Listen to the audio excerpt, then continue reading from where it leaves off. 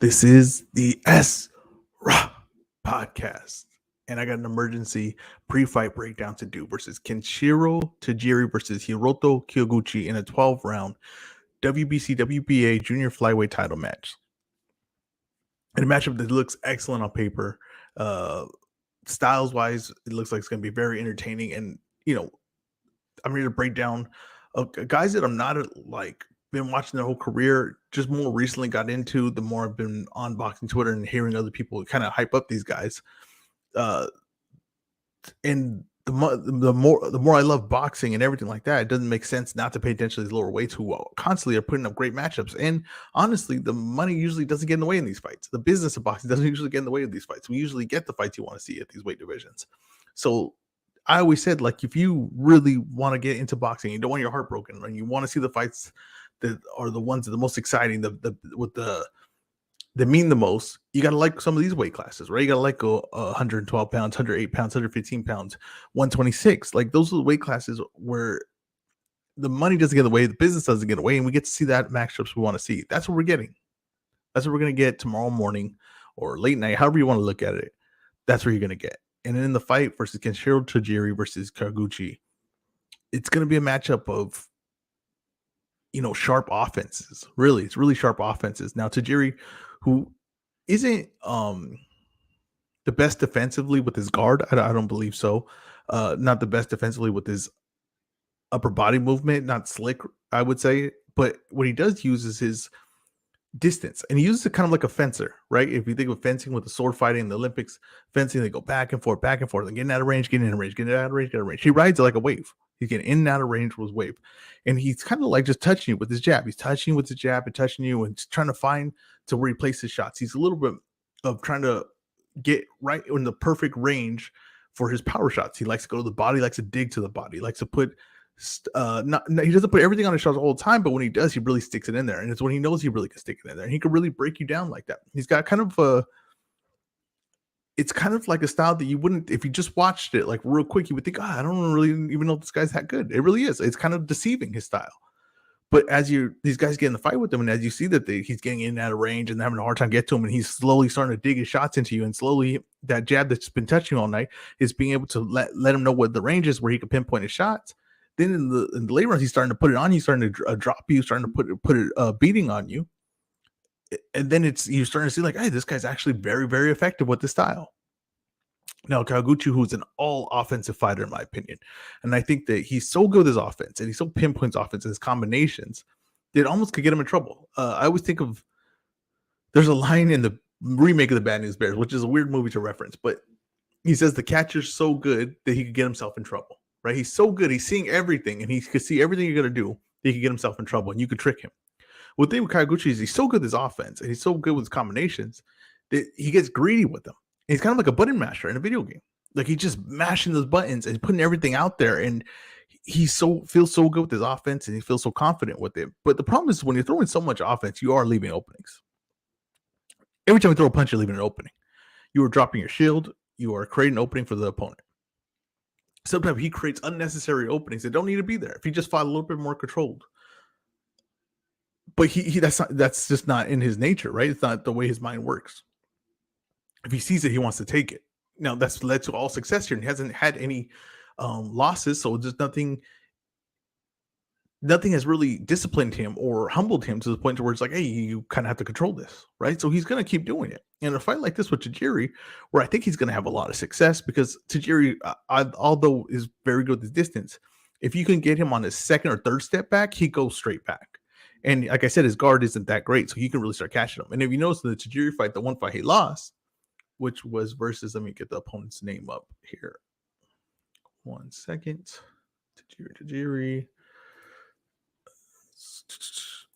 The one opponent he had lost to is Yabuki, and then in that fight, he was constantly getting stumbled back, right? And he was losing the control of the distance, and he was going straight back, and the guy could just follow him and tag him up, and eventually led to a stoppage. Nakatani could do that. Kyoguchi could do that. He could with his offense get it going and forcing him back and just get the momentum going, and that would put him in trouble. That would get Tajiri in trouble. Also, Tajiri is going to fight in spots, and Kaguchi isn't. So it's going to be kind of hard to win a decision in a fight with Kyoguchi because he's constantly going to be working. It's going to be easy to score the fight for him. It's going to be a lot of contact, even if you're blocking some shots. He's not afraid to punch his way in. So a guy like Tajiri, he's going to need to earn the respect of Kyoguchi. He's going to need to have his shots mean something in the fight. If they don't, then you're going to see an avalanche. That's what you're really going to see in this fight. You're going to see an avalanche consume him. We're going to see if his offense could mean something in this fight. I love Tajiri's style. I became a fan of him studying for this fight. I really like guys that fight like a fencer like that really understand the distance and understand that you chop away at a guy and you can break him down. Understand that you don't have to put everything in a shot and being patient as he is. But in a fight with Kyoguchi, I think he's gonna just be a step behind on the scorecard just because of Kyoguchi's work. And Kyoguchi could really get him off that spot, and it's not going to be a controlled fight that Teraji wants. I'm gonna take Kyoguchi in this fight. I'm gonna take him a decision. And I think that this fight will have interesting moments. I think, of course, Teraji is going to land some decent shots. If his power doesn't ever mean anything in this fight, and he never gets Kyoguchi to respect him or never has anything to change the momentum of this fight, he's just going to get out tagged in it. And he's going to get spots that he's going to be in spots that push him off the line and get him going straight back and falling back, and the momentum will eat him up. In the co-main event, you have Jonathan Gonzalez versus Iwata. Now, I've never seen. I seen Jonathan Gonzalez, but I didn't remember him when he fought Soto. I do remember that fight. He is a good boxer. He is very skilled. He's a lot of ring IQ. Southpaw, crafty, good feet, able to move around and get himself into the spot and reset himself to punch. Iwata has very good feet himself. Iwata is the kind of guy that could fight going backwards and forward, and he can do it very quick and shift you very quick. And he's setting up a big uppercut, right? And he's setting up big shots. He's more explosive than Jonathan Gonzalez. I think he has more power than Jonathan Gonzalez. Now, Jonathan Gonzalez has never lost at this weight. Jonathan Gonzalez kind of working his way back. So usually a fighter starts at a lower weight and works his way up. He started at a lower weight and works his way down, right? He started at 112, went to 115, now is at 108. I think this is going to be a very entertaining fight. Jonathan Gonzalez is going to look to box, going to look to move around and move Iwata in positions. And I apologize if you hear the baby screaming. This is an emergency podcast. This is an emergency podcast. But Jonathan Gonzalez is going to look to move him into spots. But the thing is, Iwata is going to look to do that too. They're both guys is going to be their feet moving very fast to get into certain positions, and they're both going to look to set each other up in the perfect spot for them to attack. I think that when you saw Jonathan Gonzalez fight Ioka, not Ioka, I'm sorry. See what he lose to? It was the guy that fought Ioka and lost. 1 second. He lost to Tanaka.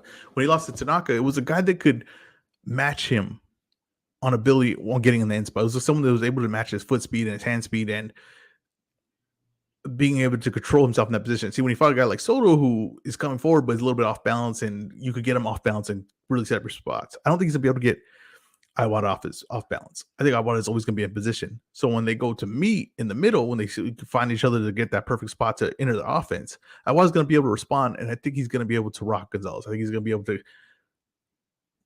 outshine him in those moments. That's how this fight's going to be. So be feet work setting each other up, and I think Iwata is going to win those spots, and I think he will eventually stop Jonathan Gonzalez late in this fight.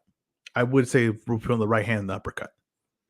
Now we also have Junto Nakatani, who's moving up in weight to junior bantamweight to fight Francisco Rodriguez. Francisco Rodriguez is a very good fighter and has very good guys on his resume, but not as wins, but as competitive fights. Most recently being Ioka.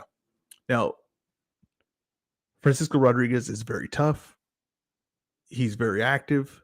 He's very strong. And he's not a guy that, he's just going to come forward. He's just going to look to make it ugly. No. He's got skill. And he's very good at putting a lot of shots, but distributing the weight so where he can get the next punch off. And he doesn't just settle in a clinch. He doesn't settle on the inside. He really looks to work at all times when he's in punching range.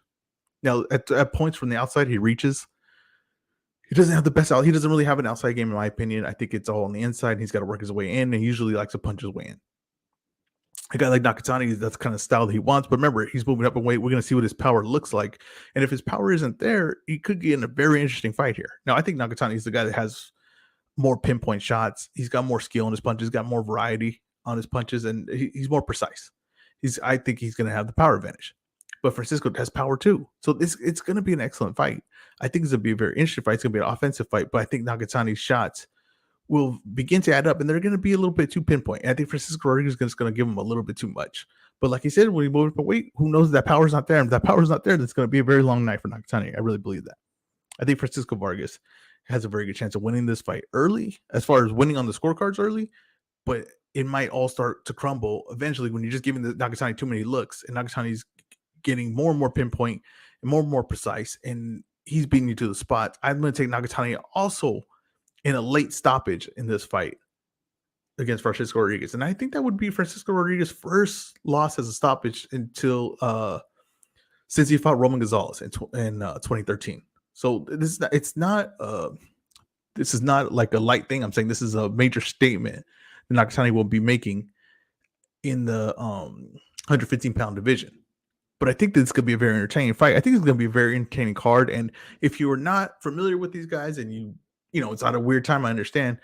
But if you can watch this, I think you'll be highly entertained. If you are a fan of boxing, you're a fan of skill and ability, that's how it was sold to me. After I watched it and scouted it, it definitely is that. That's exactly what you're going to get. And I think you're going to get some interesting outcomes in this fight. Thank you guys for listening. This has been the Ezra Podcast.